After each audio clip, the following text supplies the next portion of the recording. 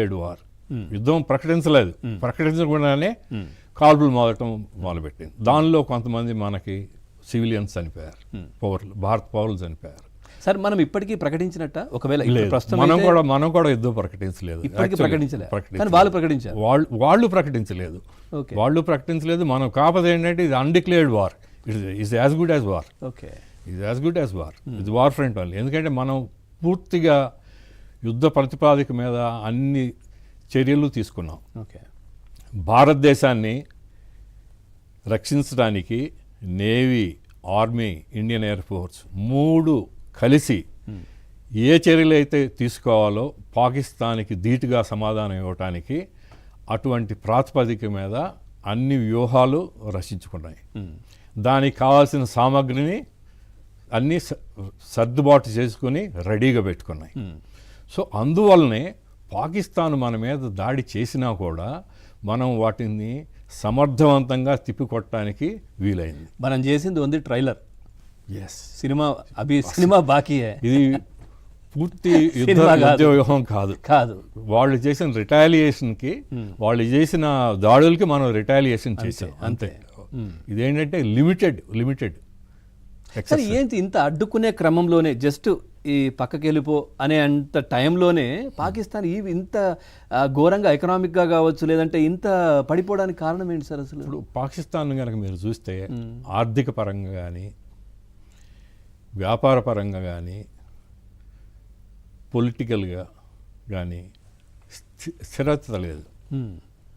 So అస్థిరత ఉంది దాంట్లో. సో వీటిని అంటే వాళ్ళకి ఏంటంటే లోకల్ ప్రాబ్లమ్స్ ఉన్నాయి, ఇంటర్నల్ ప్రాబ్లమ్స్.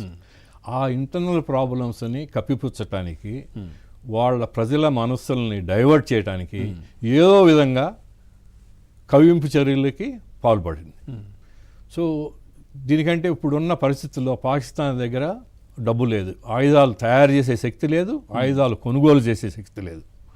కాకపోతే ఏదో విధంగా ఏదో వంకతో భారత్ మీద గనక దండయాత్ర లేకపోతే ఇటువంటి ఉగ్రవాద చర్యలు చేస్తే పాకిస్తాన్కి సహాయం చేసే సంస్థలు కానీ, దేశాలు కానీ నుంచి వాళ్ళకి సహాయం అందుతుందనే ఉద్దేశంతో ఇటువంటి మెరుపుదాడు. వాళ్ళ క్లారిటీ వచ్చిందా సార్? మా వెనుక ఎవరున్నారు, ఎవరు లేరు చూశారు కదా.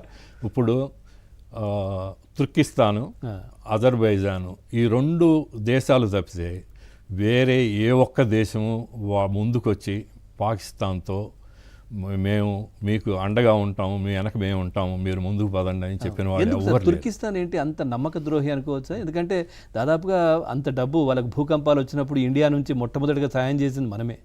అయినా కానీ ఇప్పుడు డ్రోన్లన్నీ అక్కడి నుంచి వచ్చి వాటితోనే ఫైట్ చేస్తూ ఉన్నారు పాకిస్తాన్.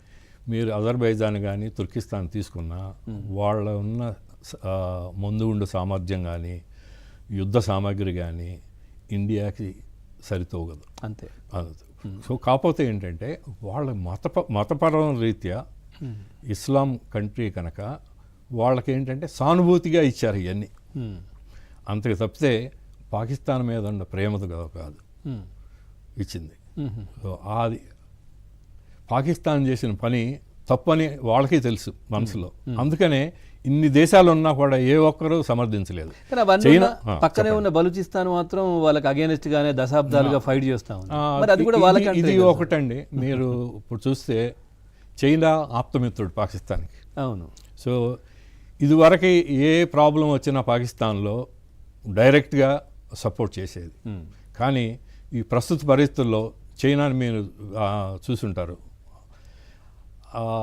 చైనా పరోక్షంగా సహాయం చేసింది కానీ ఇంత ముందల ఇప్పుడు ప్రత్యక్షంగా సహాయం చేయలే.